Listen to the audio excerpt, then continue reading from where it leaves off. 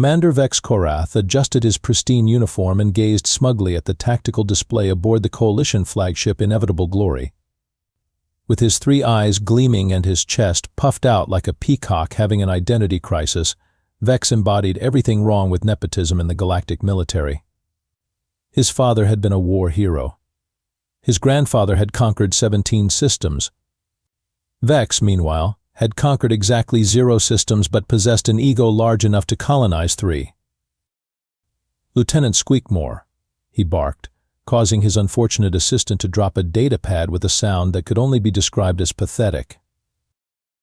"Yes, sir. Commander, sir."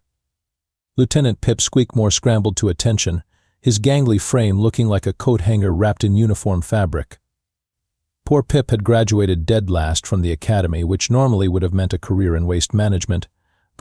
But the Coalition was desperately short on officers willing to work under Vex. Status report on our glorious mission to catalog primitive worlds for potential resource extraction. Pip consulted his recovered datapad, squinting through thick-rimmed glasses that made his eyes look like startled fish. "Well, sir, we've identified a small blue-green planet in the outer spiral arm. Designation: Sol 3. Local name appears to be Earth. The inhabitants seem to be bipedal mammals who've barely achieved spaceflight." Vex nodded with the confidence of someone who'd never been wrong because he'd never actually done anything worth being wrong about. "Excellent.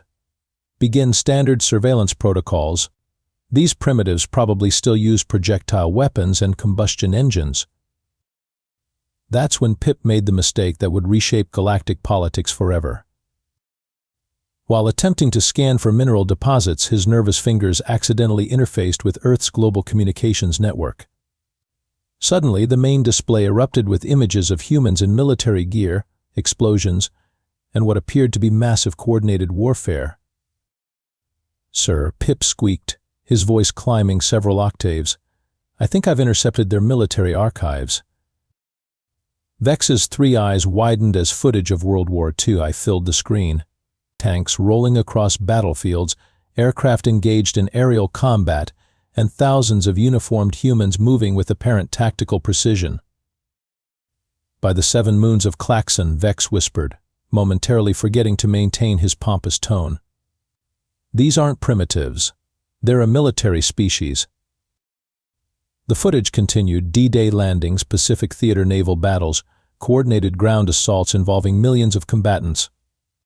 To Vex's untrained eye, this looked like documentation of the most militaristic civilization in galactic history. "Lieutenant, how many combat-capable individuals are we observing?" Pip frantically worked his calculations, completely missing the historical context. "Sir, preliminary estimates suggest nearly every adult male on the planet has received military training. Population appears to be over 7 billion. 7 billion soldiers. On one planet." Vex felt a career-making opportunity crystallizing before his 3 eyes. If he could present this intelligence to Coalition High Command, he'd finally prove himself worthy of the Korath name. Never mind that he was completely, catastrophically wrong. "Prep a priority transmission to headquarters," Vex commanded, his chest swelling with unearned pride. "Tell them Commander Vex Korath has discovered the most significant military threat in galactic history." The Coalition High Command chamber buzzed with the usual pre-meeting chatter when Commander Vex Korath's transmission crackled through the speakers. Admiral Blorth Hammerfist, a grizzled veteran whose species resembled an irritated rhinoceros crossed with a filing cabinet, barely looked up from his tactical reports. "Another glory-seeking buffoon with delusions of importance," Hammerfist growled, his voice carrying the authority of someone who'd actually seen real combat. "What's this one selling?" "Ancient artifacts. New trade routes." General Zara Bombshell, the Coalition's premier tactical analyst, tapped her stylus against her datapad with mechanical precision. Her species valued logic above all else, which made her perpetually frustrated with military bureaucracy. "The transmission mentions a significant military discovery. Perhaps we should listen before dismissing it entirely." When Vex's face appeared on the main screen, Radiating confidence like a small sun having delusions of grandeur, Hammerfist barely suppressed an eye roll. Esteemed colleagues, Vex began, his tone suggesting he believed himself to be addressing intellectual inferiors, I present to you the Earth War archives, documenting the most formidable military civilization ever encountered. The first footage began playing, grainy black and white images of Normandy Beach, with landing craft depositing thousands of soldiers under heavy fire. To the coalition officers, this looked like the most audacious amphibious assault in galactic history. Vex narrated with growing smugness their coordinated beach assault tactics. Note the precision timing and apparent disregard for casualties. Hammerfist leaned forward, his skepticism wavering. The footage showed humans charging machine gun nests, calling in artillery strikes and maintaining combat effectiveness under conditions that would break most civilized species. How many combatants are we observing? Bombshell asked, her analytical mind cataloging every detail. Preliminary estimates suggest millions participating in this single operation, Vex replied, completely misunderstanding the historical significance. An intelligence indicates this represents standard operational procedure for this species. The footage shifted to aerial combat. Spitfires and Messerschmitts engaged in dogfights above London during the Blitz. To alien eyes, this looked like evidence of a civilization where aerial combat was routine. Their atmospheric craft demonstrate remarkable agility, Bombshell noted, making rapid calculations. Combat losses appear acceptable to them, despite aircraft destruction rates that would cripple our logistics. Hammerfist watched footage of tank battles across European plains, his expression growing increasingly grim. These Earth creatures wage war with industrial efficiency. Look at their production capacity. Thousands of armored vehicles, coordinated across continental distances. Professor Neeb Worrywart, the coalition's chief xenobiologist, had joined the briefing midway through and was now hyperventilating into a breathing apparatus.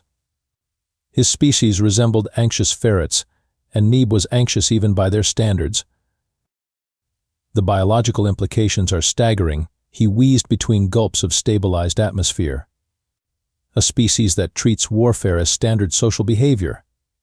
Their young males appear to be systematically trained for combat. The transmission continued with footage from the Pacific Theater, kamikaze attacks, island-hopping campaigns, and naval battles involving hundreds of vessels. Each scene reinforced the aliens' growing conviction that humans were the galaxy's most dangerous military force. Admiral, Bombshell said quietly, her usual composure cracking, if these archives are accurate, this single planet could challenge our entire coalition. Hammerfist stared at the screen, watching human soldiers advance through jungle warfare in conditions that would hospitalize most coalition species. Commander Korath, what's their current military status? Vex, practically glowing with self-satisfaction, consulted his notes. Sir, these archives appear to be historical documentation. If this represents their past capabilities, their current military advancement could be exponentially greater. The chamber fell silent except for Professor Worrywart's increasingly rapid breathing. 3 days later, Coalition High Command had assembled every military analyst, xenobiologist, and strategic planner within 6 sectors. The conference room resembled a support group for species suffering from collective nervous breakdown. Professor Neeb Worrywart had requisitioned an entire oxygen processing unit and was consuming anxiety medication at rates that concerned medical staff. I've been studying the new footage Commander Korath transmitted. He announced, his voice resembling a squeaky wheel in desperate need of lubrication. The technological advancement is beyond our worst projections. The main display showed grainy night vision footage from Gulf War operations, precision strikes, coordinated ground assaults, and what appeared to be humans operating with supernatural awareness in complete darkness. They possess enhanced sensory capabilities, Worrywart continued, consulting notes that looked like they'd been written during seismic activity. Notice how they navigate and engage targets in zero visibility conditions. This suggests either cybernetic enhancement or evolved nocturnal adaptation. Admiral Hammerfist studied footage of Apache helicopter attacks, his expression suggesting someone had replaced his morning coffee with existential dread. Their aircraft demonstrate precision targeting that exceeds our best pilots. Look at those engagement patterns, multiple simultaneous targets, minimal ammunition waste. General Bombshell had covered 3 data boards with tactical analysis, her usual methodical approach replaced by frantic calculation. The strategic implications are unprecedented. Their shock and awe doctrine suggests they view total warfare as an acceptable opening gambit. Commander Vex, still basking in his perceived intelligence coup, nodded sagely while privately wondering if he'd unleashed something beyond his comprehension. The archives continue through what they term modern conflicts. Each engagement demonstrates technological and tactical evolution. The footage shifted to special operations, Navy SEALs conducting midnight raids, Delta Force precision strikes, and Marines maintaining combat effectiveness in desert conditions that would kill most coalition species within hours. Analyze their physiological resilience, Worrywart gasped, pointing at footage of humans operating in extreme environments. Desert warfare in temperatures exceeding safe biological limits, Arctic operations in conditions that freeze our equipment, and they appear to consider this routine deployment. Bombshell highlighted tactical formations on her display. Their small unit tactics demonstrate autonomous decision-making at unprecedented levels. These aren't mindless drones following orders. Each individual soldier appears capable of independent strategic thinking. "How is that possible?" demanded Admiral Hammerfist. "Coordinated strategy requires centralized command. Individual initiative creates chaos." Unless, Worrywart squeaked, his anxiety reaching new peaks, they've evolved collective intelligence or developed neural networking beyond our understanding. The presentation continued with drone warfare footage, unmanned aircraft conducting surveillance and strikes with precision that exceeded coalition capabilities. To the assembled aliens, this represented evidence of artificial intelligence integration at the infantry level. "They've achieved tactical AI deployment across their entire military structure," Bombshell announced, her voice carrying the tone of someone delivering a terminal diagnosis. "Every engagement demonstrates real-time adaptive strategy." Hammerfist watched footage of human soldiers coordinating with robotic support systems, combined arms integration with artificial intelligence. They've eliminated the traditional gap between organic and synthetic warfare. "Sir," interrupted Communications Officer Bleat Panickmore, "we're receiving emergency transmissions from 17 coalition worlds. Word of the Earth archives has leaked. Several species are requesting immediate military reinforcement." "On what grounds?" Hammerfist barked. "Sir, they believe Earth is preparing for galactic conquest." The room fell silent except for Worrywart's wheeze breathing and the distant hum of ventilation systems working overtime to process the collective stress hormones. Vex cleared his throat, suddenly realizing his intelligence discovery might have triggered galactic-scale panic. "Perhaps we should consider diplomatic contact before assuming hostile intent." Every eye in the room turned toward him with expressions suggesting he'd proposed personal combat with a black hole. "Diplomatic contact," Hammerfist repeated slowly, "with a species that considers planetary warfare recreational activity." Professor Worrywart had barricaded himself in the xenobiology lab, surrounded by anxiety medication, breathing apparatus, and approximately 47 cups of stimulating beverages. His latest analysis had pushed his species' capacity for panic into previously unexplored territory. "Admiral Hammerfist," he squeaked through the communication system, "I've discovered additional archives that suggest our previous assessment was optimistically conservative." The main briefing chamber had become a crisis management center. Coalition representatives from 12 species huddled around displays showing continuous footage from Earth's military archives. What they were actually watching was Hollywood's greatest hits, but their cultural context made that distinction impossible. "Show us," Hammerfist growled, though his voice carried the weariness of someone who'd reached maximum capacity for galactic threatening revelations. The first footage began, Sylvester Stallone as Rambo, single-handedly destroying a small army using improvised weapons and what appeared to be superhuman resilience.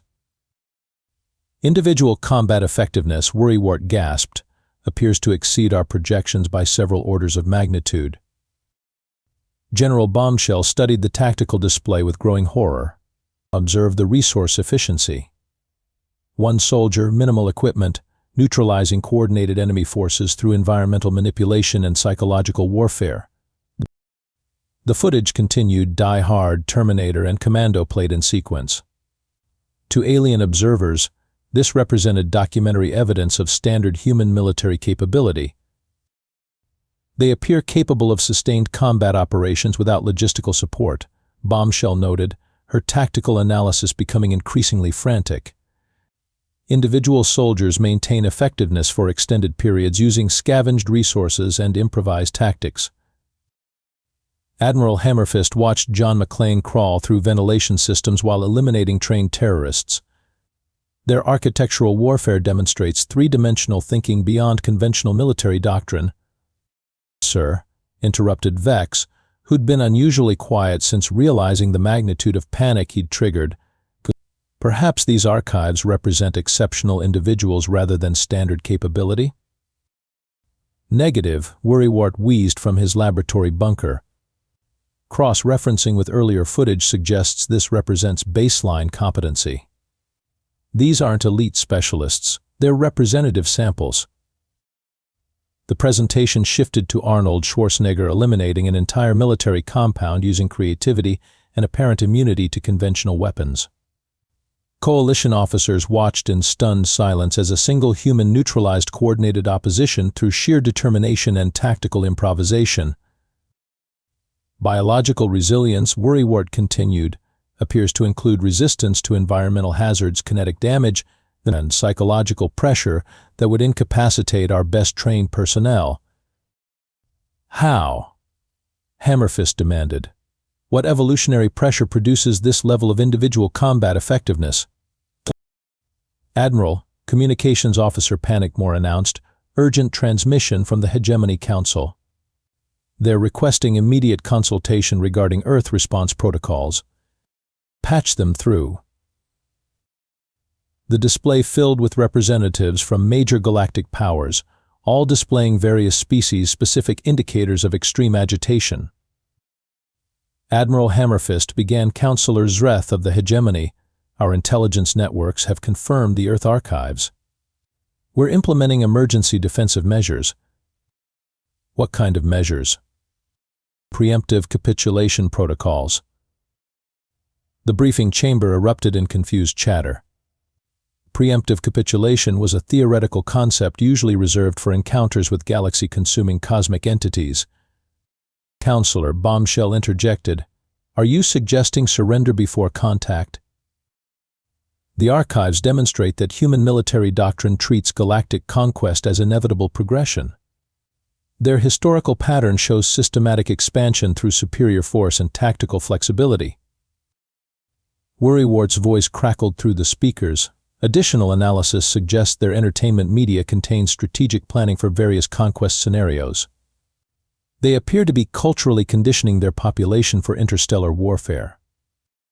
On screen, Top Gun demonstrated advanced aerospace tactics while Independence Day showed humans successfully repelling alien invasion through collaborative effort and technological innovation. They've already war-gamed invasion scenarios, Bombshell realized, her tactical mind finally reaching its breaking point. This isn't military expansion, it's systematic preparation for galactic domination. Hammerfist stared at the screen, watching Will Smith pilot captured alien technology with apparent ease, send immediate communiques to all coalition worlds, implement Omega Protocol defensive measures. Sir, Vex said quietly, what exactly is Omega Protocol? Emergency evacuation and scorched earth retreat. Captain Buck Awesome was having what could generously be described as the weirdest Tuesday in human history. As the ranking military officer at Vandenberg Space Force Base, he'd seen his share of unusual situations, but nothing had prepared him for the current crisis. "Sir," reported Sergeant Rita Practical, consulting her tablet with the expression of someone reading instructions for assembling furniture during an earthquake. "We have 17 different alien delegations requesting immediate audience. They're all broadcasting surrender terms." Buck adjusted his coffee cup and stared at the main display, which showed a queue of extraterrestrial vessels hovering politely above Earth's atmosphere like cosmic door-to-door salespeople. Surrender terms for what? That's the confusing part, sir. They keep referencing our inevitable galactic conquest and requesting mercy for their civilian populations. Buck had joined the Space Force expecting satellite maintenance and the occasional space debris cleanup. Instead, he was apparently Earth's primary diplomatic contact with a galaxy full of aliens who seemed convinced humanity was planning universal domination. "Patch me through to the lead vessel." The display filled with Commander Vex Korath's face, though the pompous confidence had been replaced by nervous sweating that made him look like a disco ball having an anxiety attack. "Greetings, Supreme Human War Commander," Vex began, his voice carrying the tone of someone ordering their last meal. "I am Commander Vex Korath of the Galactic Coalition, here to discuss terms for our inevitable submission to your superior military forces." Buck blinked several times, wondering if someone had replaced his morning coffee with hallucinogens. "Excuse me, what now?" "Please, Supreme Commander, we understand human military doctrine emphasizes psychological warfare, but formal resistance is futile. We've studied your war archives extensively." "Our what archives?" "The comprehensive documentation of your species' military capability. From your historical conquest campaigns to your current individual soldier effectiveness that exceeds our most optimistic projections." Buck looked at Sergeant Practical, who shrugged with the helpless expression of someone watching reality malfunction in real time. "Commander Korath, I think there might be some confusion. What exactly did you think you were watching?" "Your military training documentation, Supreme Commander. The systematic preparation of your population for galactic warfare, the individual combat effectiveness that allows single soldiers to eliminate coordinated opposition, the strategic planning for interstellar conquest scenarios." Buck's military training hadn't included courses on explaining human entertainment to panicked aliens, but he was adapting quickly. "Commander, I hate to break this to you, but I think you've been watching our movies." The silence that followed could have been measured in geological epochs. "Movies," Vex squeaked. "Entertainment. Fiction. Stories we make up for fun." The communication channel filled with background noise that sounded like several species simultaneously experiencing existential crisis. "Supreme Commander," Vex continued weakly, "are you suggesting that the archives showing individual humans eliminating trained military forces were recreational viewing?" "That would be accurate, yes." "And the strategic planning for alien invasion responses?" "Also entertainment." "The systematic military conditioning of your civilian population?" "Still entertainment." Another pause, this one accompanied by what sounded like alien hyperventilation. However, Buck continued, beginning to appreciate the diplomatic potential of the situation. "It's worth noting that our actual military capability is substantial." Which was technically true, though perhaps not at the galactic conquest level the aliens imagined. "Please, Supreme Commander," came a new voice through the communication system. "This is Admiral Hammerfist of Coalition Command. We're prepared to offer complete territorial concessions, technological exchange, and systematic tribute in exchange for peaceful coexistence." Buck looked at the queue of alien vessels, each apparently loaded with peace offerings and surrender documents. "Well," he said slowly, "I suppose we should discuss terms." 6 months later, the Galactic Coalition had reorganized itself around what historians would eventually term the Great Misunderstanding.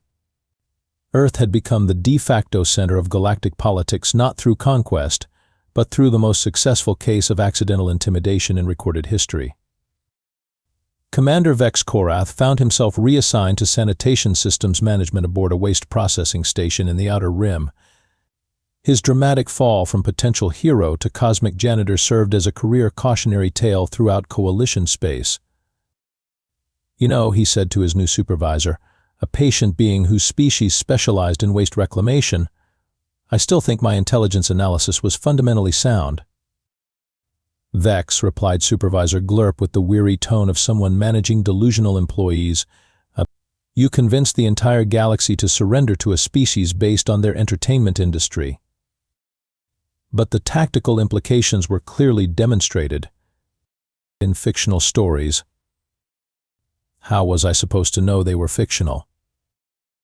Meanwhile, Lieutenant Pip Squeakmore had been promoted to Admiral and placed in charge of the New Earth Coalition Cultural Exchange Program. His nervous disposition turned out to be perfectly suited for managing diplomatic relationships with humans who still weren't entirely sure how they'd become accidental galactic overlords. Admiral Squeakmore asked his aide, "How do we explain to the Coalition Council that humans consider their war archives recreational viewing?" "Very carefully," Pip replied, adjusting his new admiral's insignia with hands that still shook from residual anxiety. "And maybe we don't mention that they have entire industries dedicated to creating more realistic military fiction." Back on Earth, Captain Buck Awesome had been promoted to Supreme Diplomatic Commander of Human Galactic Relations, a position that primarily involved reading alien tribute offers and trying to maintain Earth's reputation as a terrifying military power while actually having no idea how to conquer a galaxy. "Sir," reported Sergeant Practical, "the Hegemony Council has sent another tribute shipment. This one includes advanced medical technology and what appears to be the deed to 14 star systems." "Any demands?" "Just continued peaceful coexistence and a request that we not demonstrate our individual soldier capabilities at their diplomatic functions." Buck nodded, sipping coffee that was probably worth more than most planetary economies thanks to interstellar trade agreements. The irony wasn't lost on anyone involved that Earth's accidental rise to galactic prominence had resulted in unprecedented peace. Coalition species, convinced that resistance was futile, had redirected military budgets toward diplomatic tribute and technological development aimed at pleasing their new human overlords.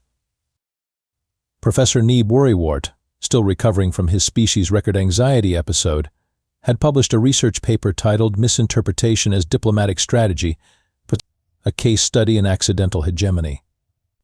It became required reading at diplomatic academies throughout Coalition space. The remarkable aspect, Worrywart noted in his conclusion, is that human entertainment media accidentally demonstrated more effective psychological warfare than centuries of actual military doctrine. And somewhere in the vast diplomatic complex that Earth's major cities had become, aliens continued arriving with increasingly elaborate peace offerings, while humans maintained their accidental reputation as the galaxy's most terrifying civilization. The peace treaties, signed in panic and maintained through misunderstanding, had created the most stable galactic political structure in recorded history. Sometimes the best diplomacy is completely accidental,